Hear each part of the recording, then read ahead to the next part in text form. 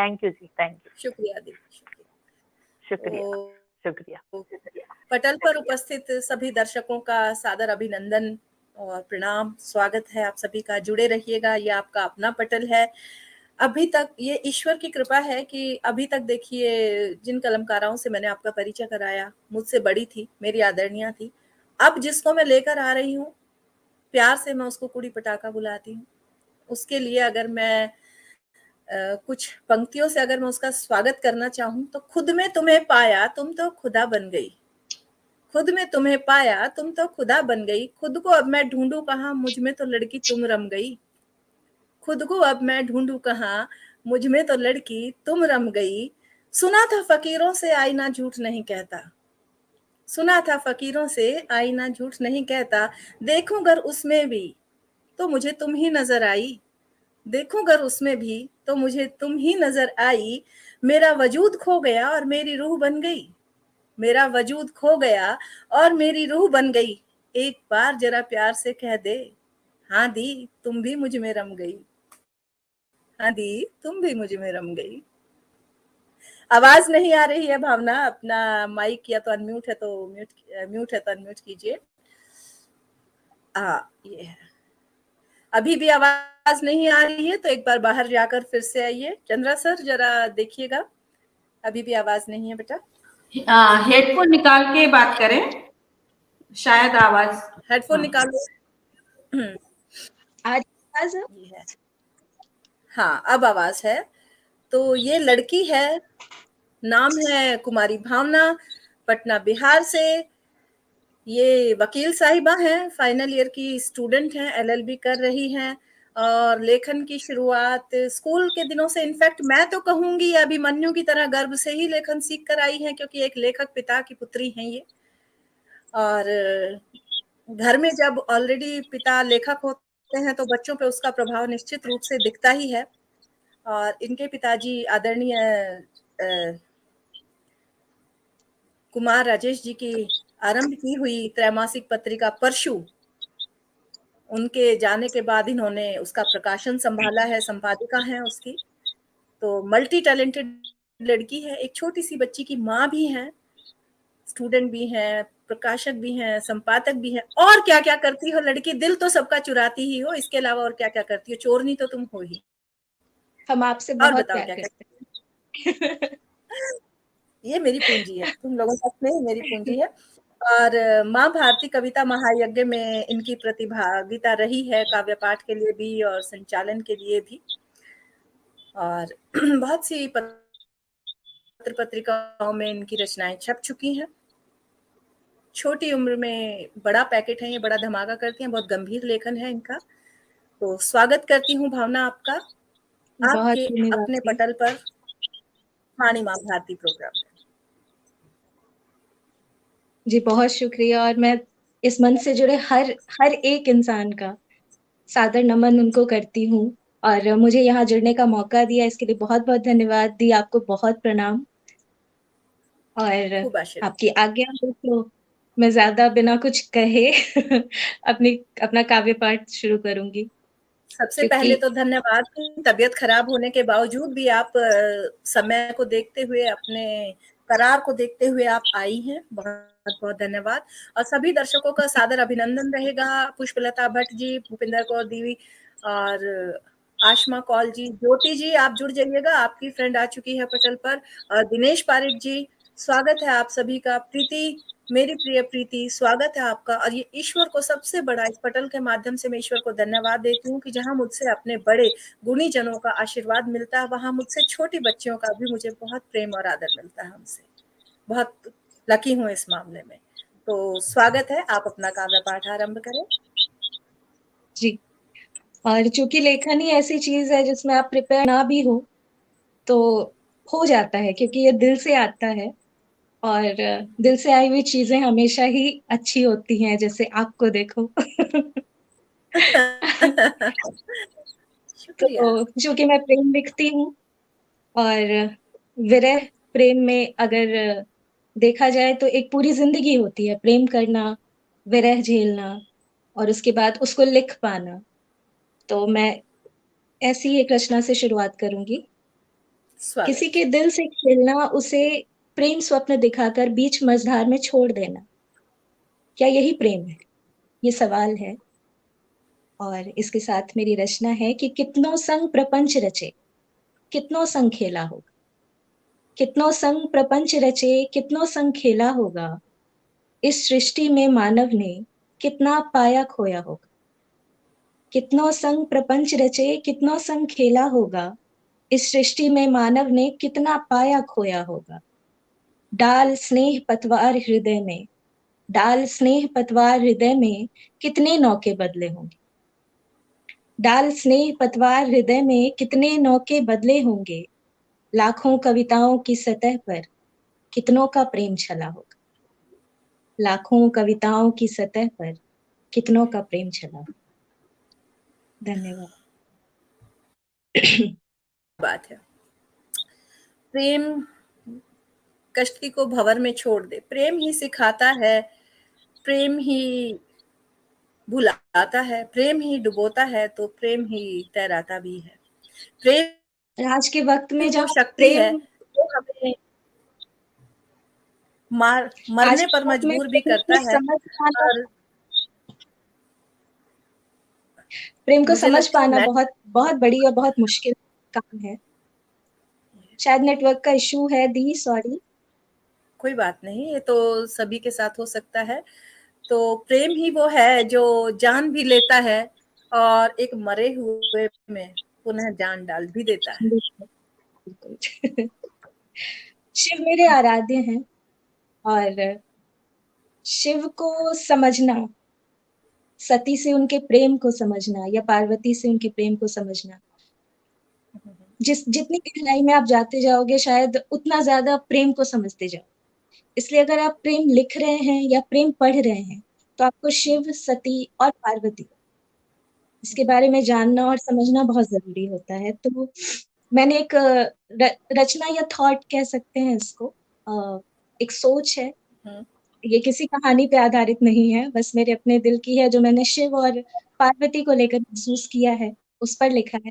तो इसे एक छोटी सी कहानी भी समझी जा सकती है, या मैं सुनाना चाहूंगी अगर आपकी आज्ञा हो तो। आशीर्वाद है। कहते हैं कई बार सृष्टि में प्रलय का वक्त आया, जब शिव ध्यान मग्न तपस्या में लीन रहे। शिव और शक्ति एक दूसरे के पूरक भी हैं और एक दूसरे के बिना भी पूर्ण हैं। उन्हें पूर्ण होने के लिए एक दूसरे की जरूरत नहीं है, क्योंकि वो खुद में अपने प्रेम की वजह से पूर्ण है। तो उस पे है कि कहते हैं कई बार सृष्टि में प्रलय का वक्त आया, जब शिव ध्यान मग्न तपस्या में लीन रहे। उनकी तपस्या भंग ना हो, इसके लिए कई बार शक्ति ने अपनी जगह संभाली, शक्ति ने उनकी जगह संभाली। एक वक्त जब विषम संकट में धरती फंसी और शिव का जागना बहुत जरूरी हुआ। एक वक्त जब विश्व संकट में धरती फंसी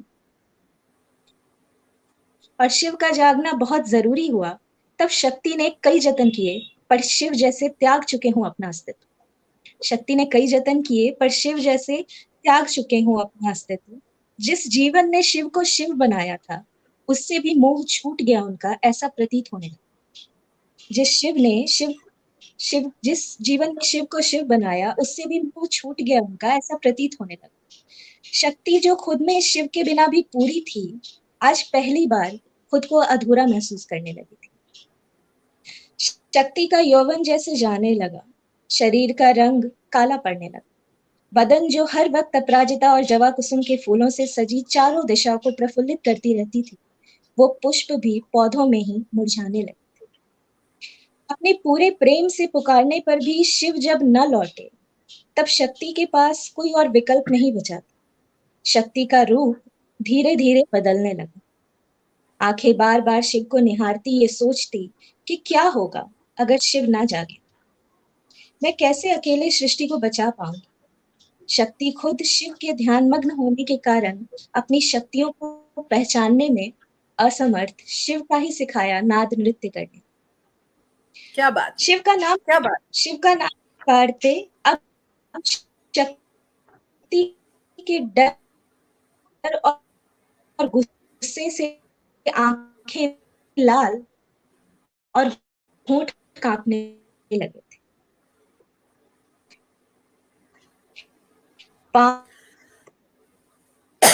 मुझे लगता है नेट फिर से बाधित हो गया है। नेटवर्क हाँ, नेटवर्क इशू है, तुम्हारी आवाज बीच में कट आ गई रही थी। है? हाँ, अब आ रही है। 2 पंक्तियों से दोबारा शुरू कीजिए, 2 पंक्ति पीछे से लीजिए रचना को। भावना, आवाज पुनः डिस्टर्ब हो रही है, नहीं आ रही है मुझे आवाज। शिव का ही सिखाया। आप एक काम कीजिए, वीडियो ऑफ करके फिर काव्य पाठ कीजिए, हो सकता है उससे आवाज थोड़ा क्लियर आए। वीडियो ऑफ करके फिर काव्य पाठ कीजिए तो साउंड थोड़ी क्लियर होने के चांसेस हैं। आ रही है आवाज दी? अब आ रही है, आ रही है। बहुत शानदार रचना है, लेकिन नेट ने ना थोड़ा सा आनंद में बाधा डाल दी है। हाँ, मैं जहां से आई थिंक ये गया था, मैं वहीं से शुरू करती हूँ। हाँ, ठीक है। शक्ति खुद शिव के ध्यानमग्न होने के कारण अपनी शक्तियों को पहचानने में असमर्थ शिव का ही सिखाया नाद नृत्य करने लगी। शिव का नाम पुकारते अब शक्ति के डर और गुस्से से आंखें लाल और होंठ कांपने लगे थे। पांव से धीना अथाह कष्ट में थी। उस पर अपनी ही सोच यातनाएं बनकर बरसने लगी थी, जिनके बोझ से शक्ति अब गिरने ही वाली थी कि उस मजबूत बाजुओं ने आखिरकार उसे संभाल लिया। आने वाले संकट के बोध से और शिव के दूर हो जाने के एहसास से बोझल होती हुई आंखों में अचानक चमक आ चुकी थी। शिव ने संभाल लिया था अपनी शक्ति अपनी बाहों में। शिव का वो पुरुषार्थ से दमकता चेहरा और मुस्कुराती आंखें ऐसा जादू बिखेर रही थी कि पौधों पर मुरझाए फूल आकस्मिक खिल उठे। चारों दिशा शिव के वापस लौट आने पर शंखनाद करने लगी। शिव, शक्ति, आज तुम्हारी वजह से मैं वापस अपने रूप में लौटा हूं,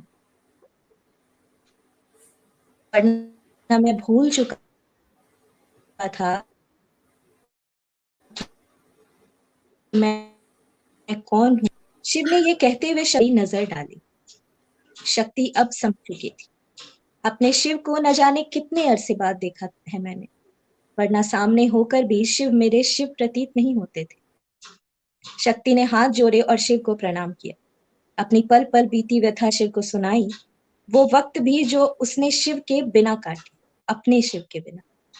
आज अरसे बाद वापस लौटे शिव की आंखों में अनंत प्रेम की गंगा बह चली थी और अधर पर मुस्कान सज रहे थे। आज आखिर वो भी इतने समय पश्चात वापस अपनी शक्ति के पास जो लौटे थे। धन्यवाद। निशब्द हूँ, इतनी गंभीर रचना और आज के वक्त में, आज की जनरेशन से प्रेम का ये स्वरूप सुनो। बहुत धन्यवाद दी। आई थिंक आज मेरी तबीयत और नेटवर्क दोनों ही साथ नहीं दे रहे। हाँ, नेटवर्क भी बीच में डिस्टर्ब हो रहा है, बहुत अभी भी आवाज बहुत कट कट के आ रही है, तो काफी जो एक रचना का आनंद था वो उसने बाधित तो किया है नेट ने, ये तो मैं कहूंगी।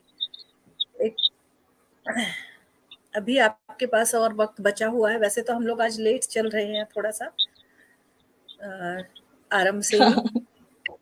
मुझे सोच रहे सब कि 10 बज गए तुम आखिरी जी, मैं अगली रचना सुनाती हूँ अगर नेटवर्क ने साथ दिया था। बहुत धन्यवाद दी। वीडियो ऑफ करने के बाद फिर भी थोड़ा आवाज क्लियर होती है भावना, वीडियो ऑफ करते हैं तो फिर भी आवाज क्लियर आती है। मेरा अनुरोध है कि कृपया वीडियो ऑफ करके सिर्फ आप ऑडियो जी बिल्कुल से सुनाइए। ठीक है, आ रही है बस, मैं भी कंफर्टेबल हूँ। बेटर है जी। मैं दर्शकों से माफी चाहूंगी, सुंदर सी लड़की का मुझे वीडियो ऑफ कराना पड़ा रचना बाधित होने की वजह से।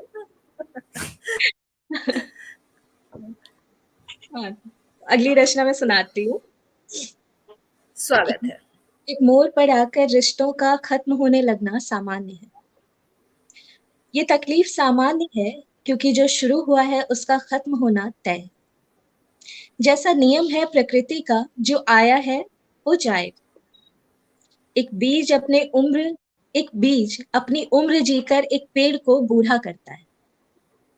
एक बीज अपनी उम्र जीकर एक पेड़ को बूढ़ा करता है, फिर वो सूख जाता है या उसको काट दिया जाता है। मैं वही पेड़ हूँ जिसके दिल में प्रेम के बीज अंकुरित तो हुए, पर एक सामान्य मौत मरना भी शायद उसकी नियति नहीं थी। उसे काटा गया, उसकी जड़ों को बड़ी बेदर्दी से उखाड़ा गया, उन लोगों के द्वारा जिन्होंने कभी बीज लगाने का ढोंग रचा था। मेरी डाली जिन पर प्रेम के फूल खिला करते थे, उनको यूं तोड़ा गया कि कोई पेड़ वापस बीज होने से डरे। असल में मैंने प्रेमियों के वो रूप देखे हैं कि मेरी आत्मा प्रेम के नाम से कुपित हो उठती। तुम मुझे पाने की चाहत में हो और मैं अपनी जड़ों के सूख जाने के शोक में डूबी बैठी।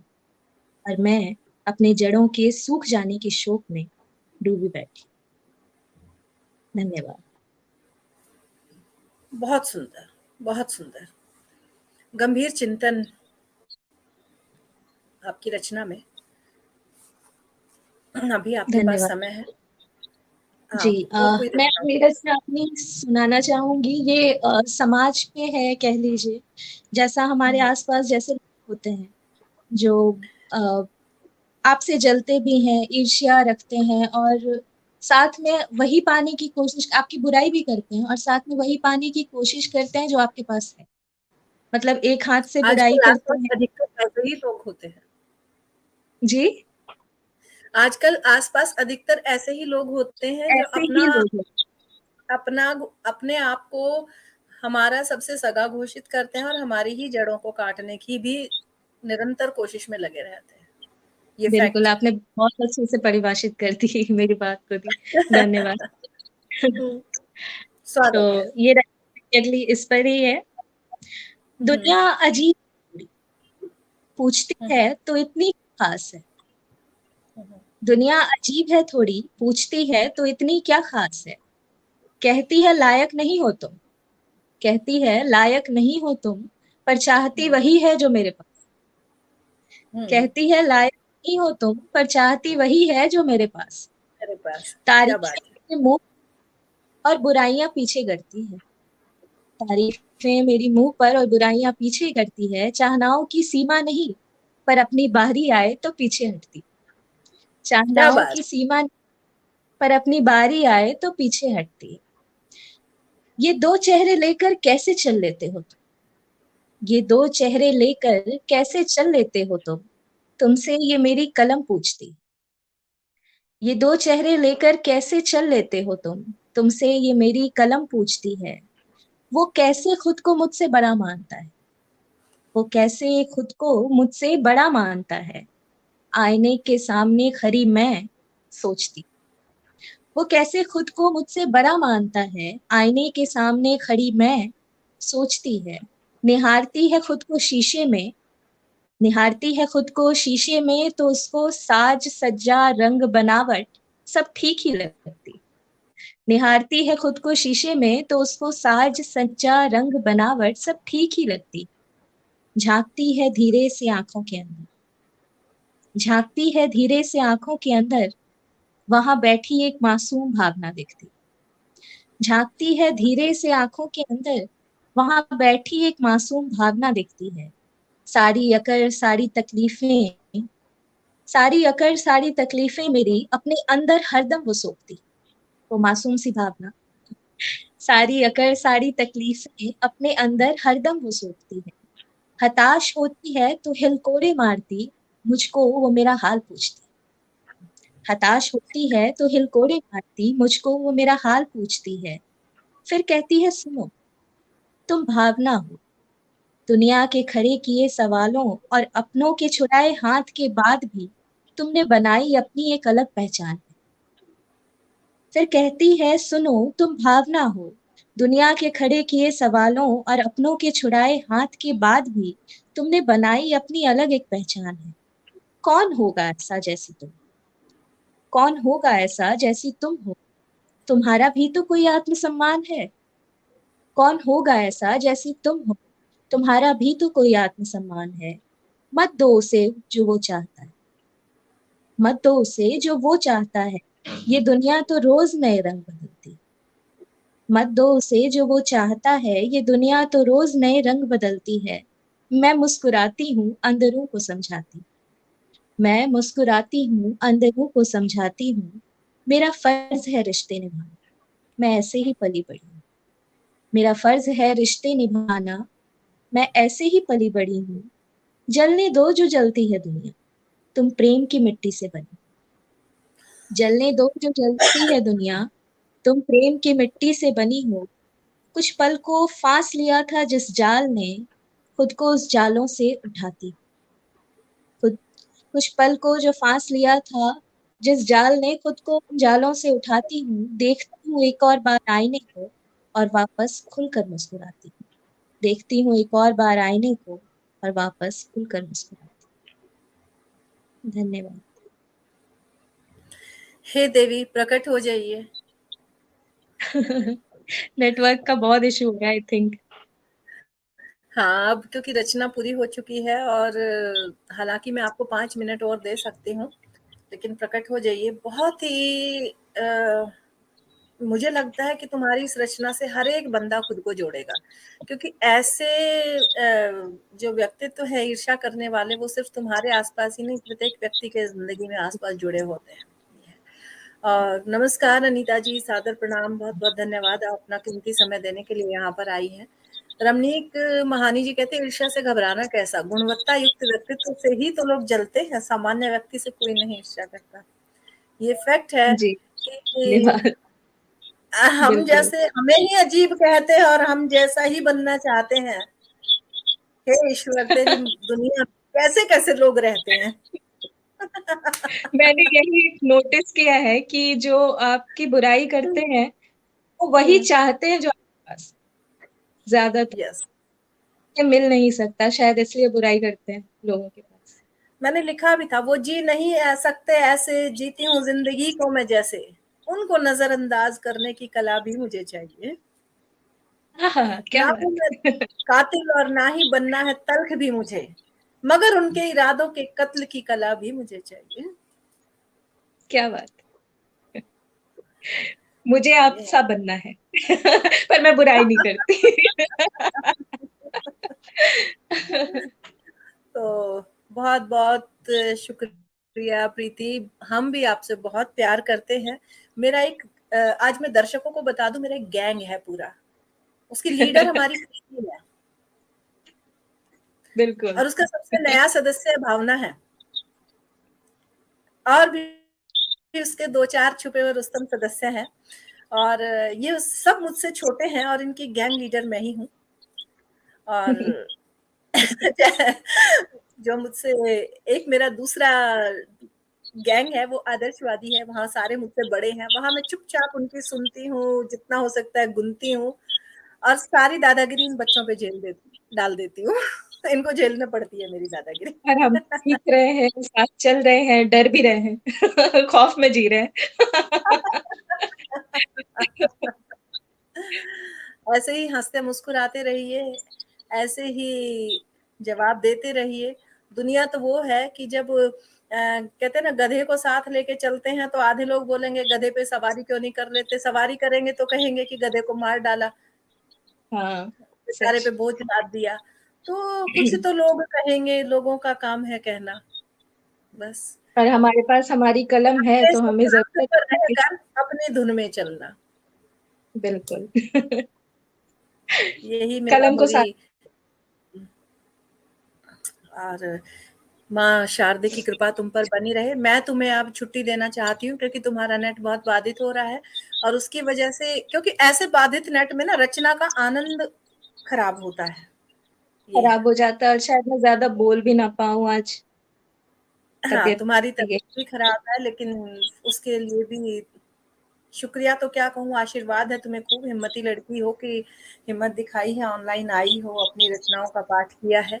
ऐसे ही हिम्मती बनी रहो, यही जज्बा कायम रहे, और तुम्हारी हर काम में तुम्हें जीत हासिल हो। ये मेरी दुआएं हैं।